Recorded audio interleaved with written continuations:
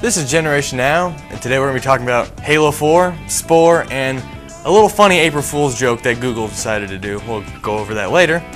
First thing to mention is, yes, Halo 4 has been announced and will be developed by 343 Industries instead of Bungie. And there's been some confusion over what that is exactly.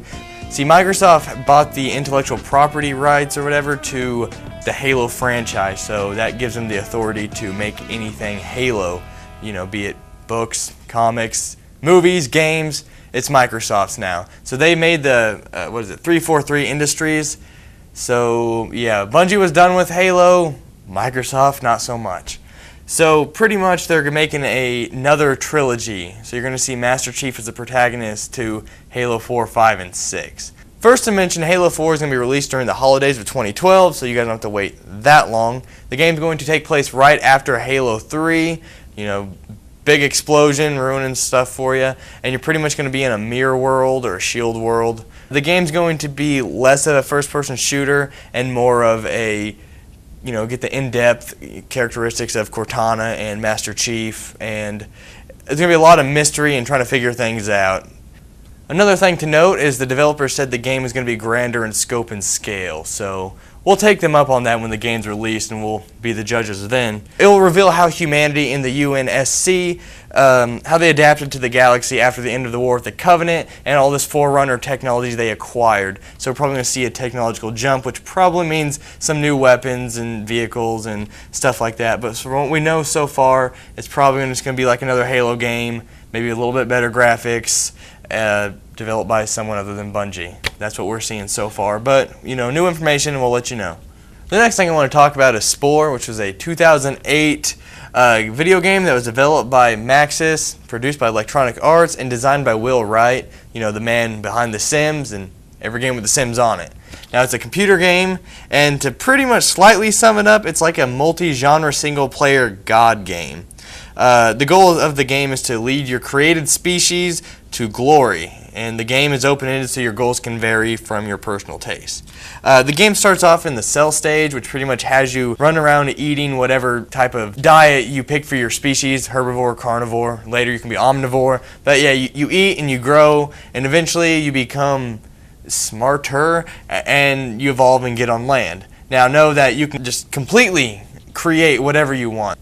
And also you collect new parts, and they can help you out in different ways. But like I said, from there you get on land, and your objective at this point is pretty much to either befriend other nests of different species, or hunt them down. It pretty much, however you react with that will decide the culture of your species and their characteristics. Aggressive, passive, all that good stuff. So you do that, and then you become intelligent enough to form tribes, and it goes from a third-person type of game to like a city builder game where you build huts, give your guys weapons, and right now the goal is to reach civilization by either allying and getting technology from other species, or killing them all and taking them.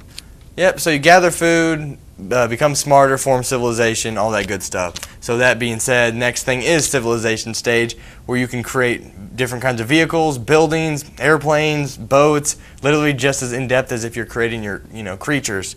Well, now your goal is to either conquer other cities, because they're going to pop up of your species, because now that you're the dominant species on the planet, you guys are where we stand now on Earth, the top. And you can either conquer the other cities, convert them, or buy them out. Yep, buying stuff's always good. The last stage, and pretty much the most awing, is the space stage, where you build your own spaceship. The spaceship kind of works as your avatar, and you can travel the endless galaxy. Literally, pretty much endless. It's huge. It's massive. But yeah, pretty much you meet new species, trade, intergalactic war. You'll pretty much find yourself colonizing other planets and terraforming them. And that's really cool too, by the way. Anyway, you find yourself doing that, mining spices and selling them to other species for spore bucks. That'll be a huge thing. Not to mention the Grox Empire, which is this really evil empire who lives in the center of the galaxy. One last thing to mention is there are 2 expansion packs for it. One is creepy and cute, and it's pretty much just a parts pack, whatevs.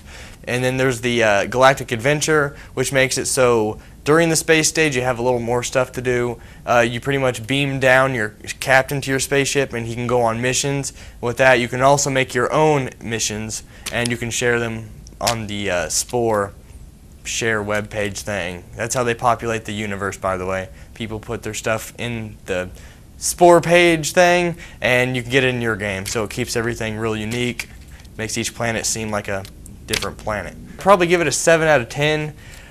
Probably would have given it a little bit higher back in the day, but 7 out of 10 sounds good.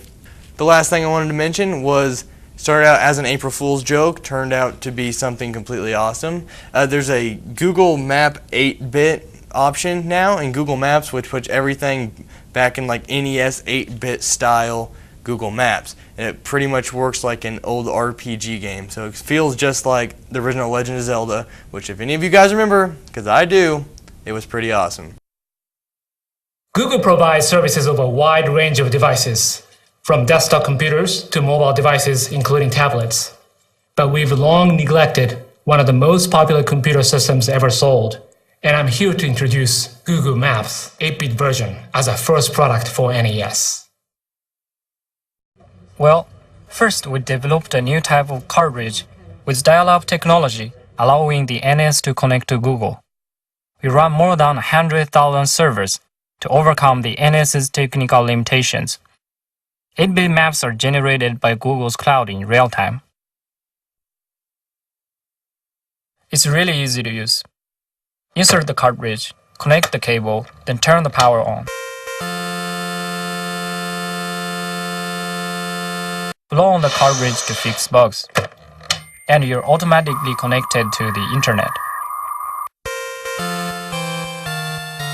Let's start from the title screen. Select Search and enter a name or place, just like the regular Google Maps.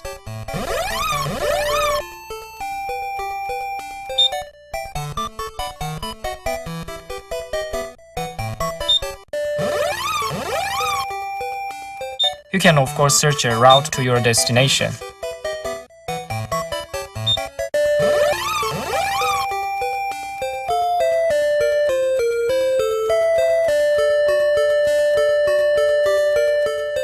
You can also search with your voice using the Pad 2 mic. 페르나스카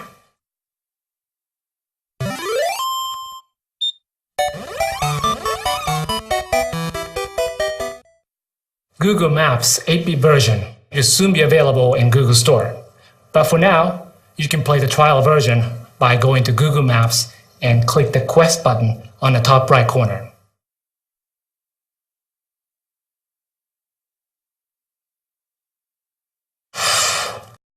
Well, that wraps up Generation Now, and we have more for you to see.